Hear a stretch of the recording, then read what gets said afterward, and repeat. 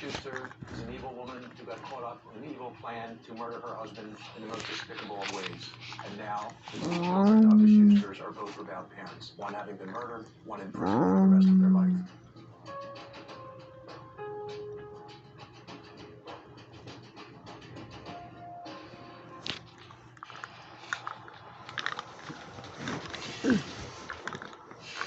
Today, on It Takes a Killer, a self-proclaimed street preacher and his teenage protege use the internet to lure innocent men to Ohio, where they rob them, steal their identities, then dump them in the woods.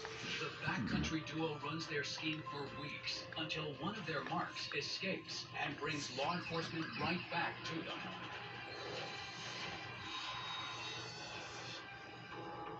Woodruff, South Carolina, Sunday, October 9th, 2011, 11:30 a.m.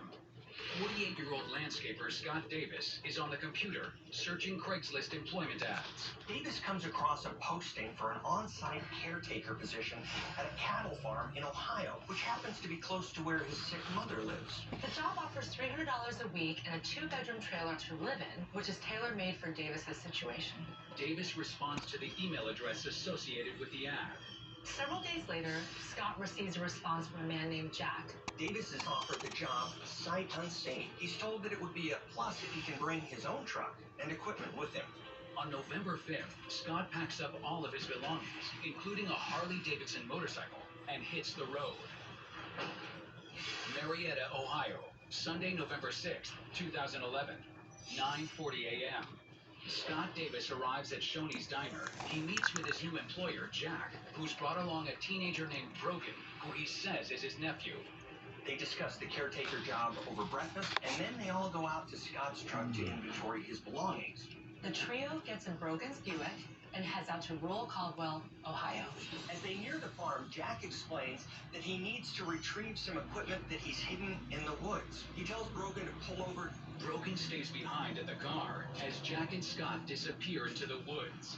They don't find any equipment, so Jack suggests they take another route. Scott turns to look in the other direction, and as soon as he does, Jack walks up behind him. All of a sudden, Scott hears the loud click of a gun cocking. Scott Davis swings around and finds himself staring down the barrel of a gun. Instinctively, he covers his face with his hands. Jack shoots, but the gun misfires, clipping Scott in the elbow instead of the head. Davis takes off running. Jack chases after him, firing the gun repeatedly. He manages to cross a road into another set of woods and finds a good hiding spot in the underbrush near a creek. He remains in that spot until sunset. Around 7:30 that night, after walking for miles, Scott sees a house with its lights on. He rings the doorbell in a panic. Sheriff Badenham's office. Hey, yes, we just had a gentleman